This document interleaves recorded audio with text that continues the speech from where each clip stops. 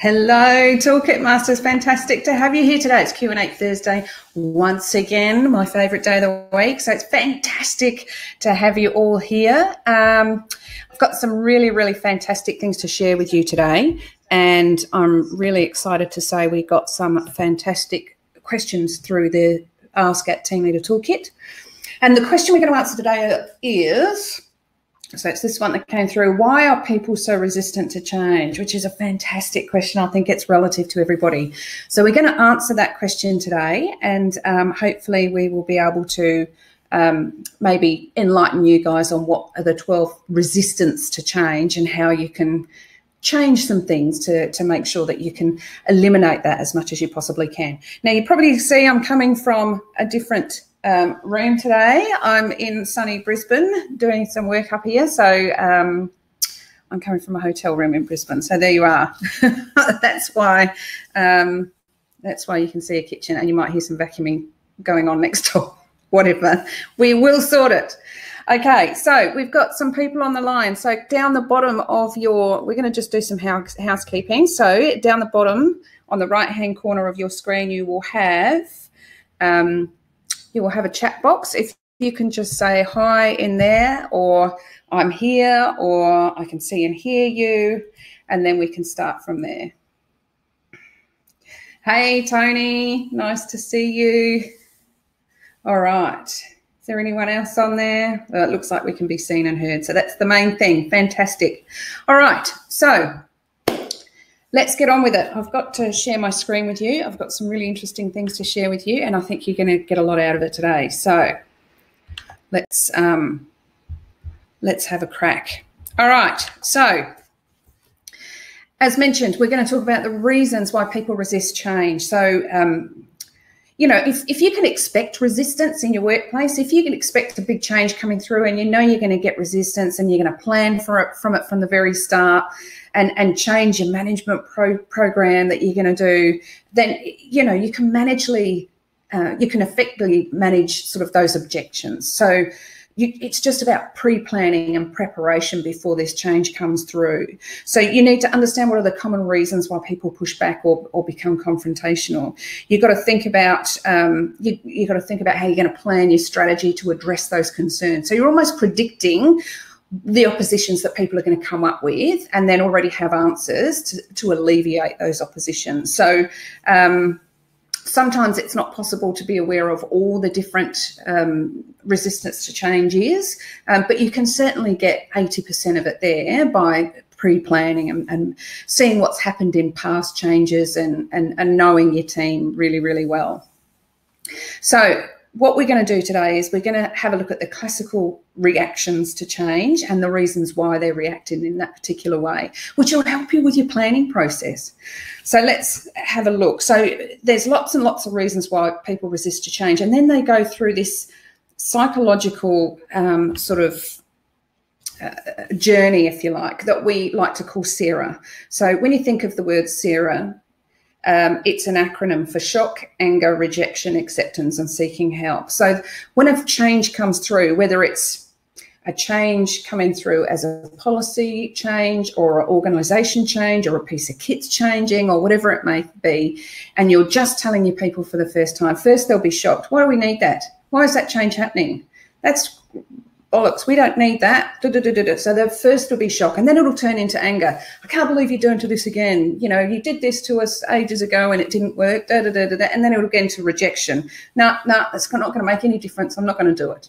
So, and what will happen is that shock, anger, rejection might bounce around a bit, get to acceptance and then seeking help. So just be aware that that's what's going to happen, and that's what your people are going to go through, and we need to see if we can, you know, try and help them through that.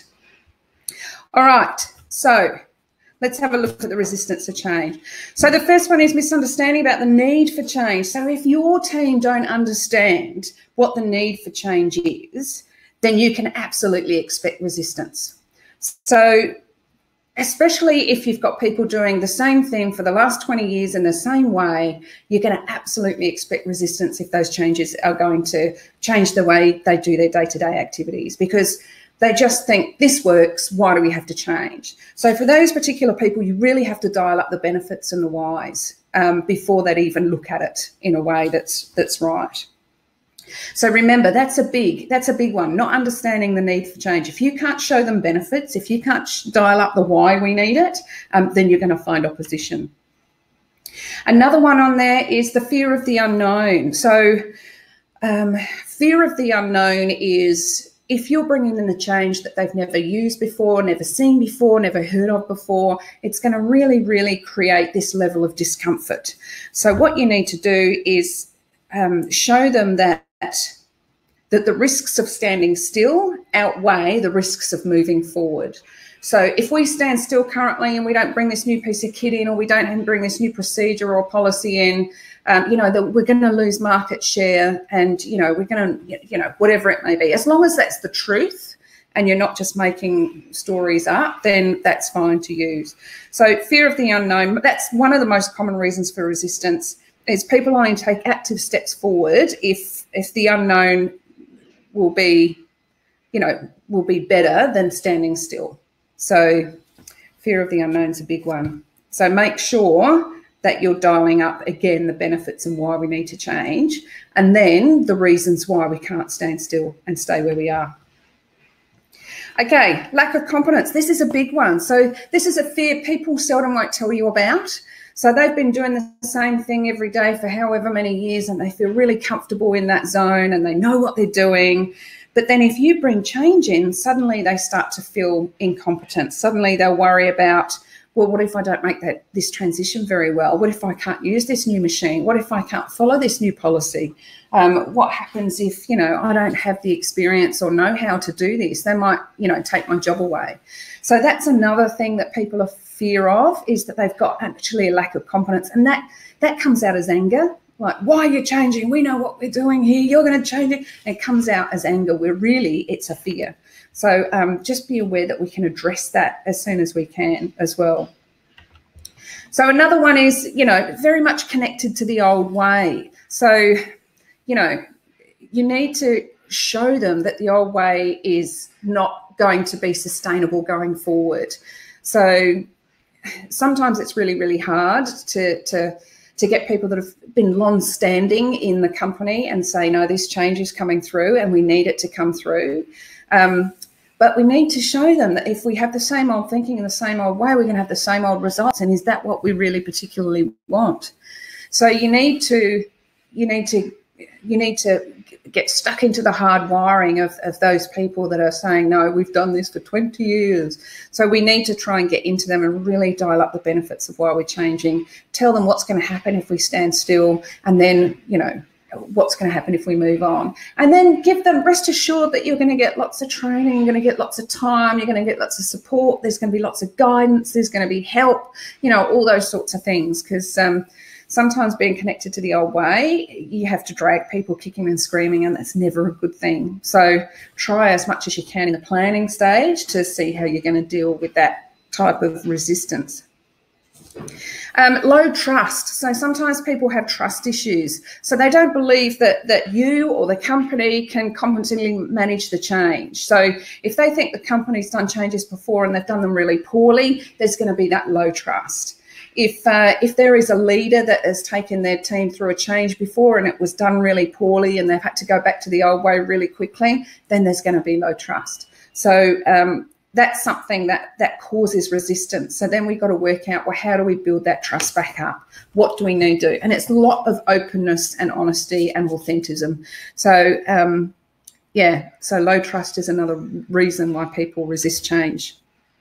The other one is a temporary fad. So when people believe that the change is interim and it's temporary, and, we did this 5 years ago and it didn't work, it'll only be a year and they'll just chuck it straight out again. Those sorts of things you have to be aware of that might happen. So if people are believing that, then you need to work out, well, how are you going to change those thought processes? Are you going to take them to a factory that's in the same company that they've been doing it for the last 2 years and it's working really well, and that's why we're going to replicate it? So you can see that there's a, sustainability aspect to it. So this is also a resistance to change. People won't do anything. They won't, believe in the change if they think it's something that's just a temporary fad. Another one is lack of consultation. So if people haven't been consulted or haven't been allowed to be part of the change, then you're going to get resistance. If you consult people from the beginning and say, hey, listen, guys, there's talk about, this policy coming in or this procedural change or this piece of kit coming in. These are the thoughts around it. What are your thoughts? And getting them to discuss it up front, you've got a lot less resistance for change because they've had a little part into it. So people like to know what's going on, especially if their jobs are affected. So if they're going to be changing jobs or changing roles, or, maybe they're not going to have as much overtime because this piece of kit is going to bring in new product or whatever it may be, they need to know that up front. They need to have time to be able to process and settle with that information. So that consultation phase, as much as possible, needs to be as early as possible. And allow them to be informed and part of that process of change as much as possible. So another one is, so after not being consulted, then you've got lack of communication. So if people not consulted and not being told what's going on, that's an issue. But lack of communication completely is something that will really blow up in your face. So when it comes time to change, there's no such thing as too much communication. So change as it's coming down the line, change as the consultation phase is going through, have communications about where we're up to on that consultation stage, have communications about, proposed timelines if you've got them, as much as you possibly can. Have open communications where people can ask questions, get their fears out on the table. Really, really, really important when you've got change. So resistance will be because there's a lack of communication, so nobody knows what's going on. So the default back to the old ways. Okay, what's another one? So if there's changes to routine, we're talking about people's comfort zone here. So people are in a comfortable zone and they love their routine. That's just what they love, right? So there's bound to be resistance if there's going to be routines that are being changed or daily, day-to-day activities that are going to be changed. So we need to make sure that we, again, are dialing up the why and the benefits of why we're changing, and maybe have some practice runs. Get people out of their comfort zone. Get them to realise that it's whatever's stories or thoughts they're conjuring in their head, that's worst case scenario. It's actually going to be much better than that. So, so those sorts of things. So, people have resistance if their routines are being changed. So we need to show them the way, even let them see someone else doing it, or let them touch the piece of kit that's coming in, or, something so that people can see how it's going to work. Another one, exhaustion. So, sometimes when a change is coming through, a lot of our employees will bust a gut to try and get everything done, especially if we've got MPD, like if there's new product development or there's, something new coming through. They'll work extra hours because that's what they do. They're loyal to the company and all that. But don't mistake compliance for acceptance. So they might actually just be exhausted. So people who are overwhelmed by continuous change resign themselves to it and they go with it, but they don't necessarily do it any favours. So there's no motivation. They don't have their hearts into it. There's no skin in the game. So just make sure that you're not exhausting or saturating your people with so much change and making them exhausted that they're just compliant because they're robots. Because there will not be any motivation and you won't get any sort of heart and soul into it. So that's one thing to watch out for as well. So another one is change to the everyday. So if there's a change to the status quo, there's going to be resistance. So, you need to people who think they're going to be worse off at the end of the day because of the change, they're going to push and have opposition to it. And you're unlikely to get any of their full support. Similarly, if people believe the change favours another group or another department or some other people, then there's going to be anger and resentment in that as well. So you just need to make sure that if there's change to every day, you really explain what that change means. What does it mean to my day-to-day? What does it mean to your day-to-day? What roles are impacted and how? And what difference is that going to make to the daily routines? And I think this might be the last one, benefits and rewards. So when benefits or rewards are given, but they're not seen as adequate for the change that's taken place. So if you're saying, hey, you know, if we're going to work, you know, long hours for the next 3 months to get this piece of kit working, to get the product through, to get everything that we need, and guess what, everybody, we're going to have a little sausage sizzle at the end of it, that might be deemed as the benefit and reward is not even close to what they've put in to help you out. So sometimes that brings up opposition. You know, they get angry and resentful and all that sort of stuff because they've busted their gut for the last three months, put in extra time, missed seeing their families, you know, missed putting the kids to bed because they're doing this extra time, and then you're going to put on a sausage sizzle. It's really not going to cut the mustard. So this is another reason why people oppose change, or they don't have motivation for it. So just to reiterate to you, the biggest thing that you can do, if you can know that there's a change coming through, expect resistance to change and then plan for it. So what has happened in the past? You've had opposition from this department, why? You've had opposition from these people, why? You've had opposition for these particular roles, why? So then think about what they would have resistance for and write those questions down and go to your HR manager or your boss and go, these are where I think there's going to be sticking points for my team. How do I answer these thoughts and insights? You know, what can I say? Because they'll give you help to be able to dial up the benefits and dial up the why and all those sorts of things in your communication. So making sure you're communicating effectively and making sure you're consulting everybody, really, really important. Take people on a journey with you. Don't drag them kicking and screaming. And just believe you are going to get opposition. That's just the way it is. Human beings don't like change. Our brains are very lazy. So they've already got these neuron pathways, and change makes them create new neuron pathways. And the brain doesn't really want to do that because it takes a lot of energy to do that. So then it'll keep trying to get you to default back to the old way so it doesn't have to make this new neuron pathway. So, you know, you've got that resistance too, an actual physical resistance that you've got to overcome, as well as all the mental and the emotional issues that come with change. All right, so I hope that helped everybody. If you've got any questions for me, please put it on there. Just write some questions up if you've got them. If you haven't, don't worry about it. I'm going to take you back here. I'm going to stop the slide presentation. There you are. Okay, got you back on chat. Hello, Darren and Neil.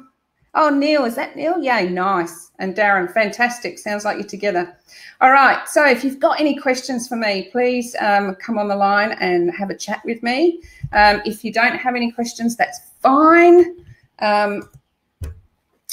But, yeah, so today was all about resistance to change. It was a question that came through at ask@teamleadertoolkit.com. So if you guys have got any questions, then please don't hesitate. If you don't want to ask me here, that's fine. Ask me on ask@teamleadertoolkit.com. I will answer you within 24 hours so we can make sure that you've got everything that you need to do whatever you're doing. If you've got a change coming through, I can send this through to you. Maybe it'll help. How do you stop people reverting back to the old ways? Really interesting question, Darren, and a tough one too. So people revert back to the old ways for a number of things. It could be the low trust. They've seen it all happen before and they don't think that it's going to be a sustainable change, so they don't worry about it. The second thing is they love their routine and there's a little bit they're a little bit fearful that they're not going to have a role, or they're not going to be as experienced or looked upon as one of the subject matter experts, which they might be looked upon now. So there might be a bit of fear there. Either way, it's lots of one-on-ones with that person to take them through what they're going to be doing, showing them the way, dialing up the why and benefits of the new way, telling them about what's going to happen if you stay in the old way. So it's lots of discussions about that. And then maybe shadowing somebody else doing it if you've got if you can manage to do that. If you've got somebody that is doing the new way, maybe take this person and say, look, you know, they're going to show you what they're doing so that you can go and revert that back into your role as well. So there's a number of things that you can do, but there's lots of support and guidance that's needed and lots of conversation that needs to be had to get to the bottom of what the opposition is. Is it fear? Is it lack of trust? Is it incompetence? Is it, you know, all those sorts of things before you go down the disciplinary line? Obviously, the disciplinary line will rear its ugly head if it gets to the point where you've given lots of support and guidance and help. Then you have to start thinking about disciplinary line. But if the old way and the new way is vastly different, maybe there is a either capability or capacity issue. So maybe this particular person was great at the old way because there was a different set of circumstances. Now, the new way, they might not have the capacity to do it. They might not have the competency to do it, and that's what's stopping them from doing it. So do they need more training? If they don't have the capacity to do it, is there another role there that they can do? You know, so there's all these other things you've got to think about as well. But what you need to be is persistent and quite consistent with the reasons of why the change needs to happen. So that follow-up support, the follow-up coaching, then it moves on to more disciplinary type actions, which a HR manager can help you with.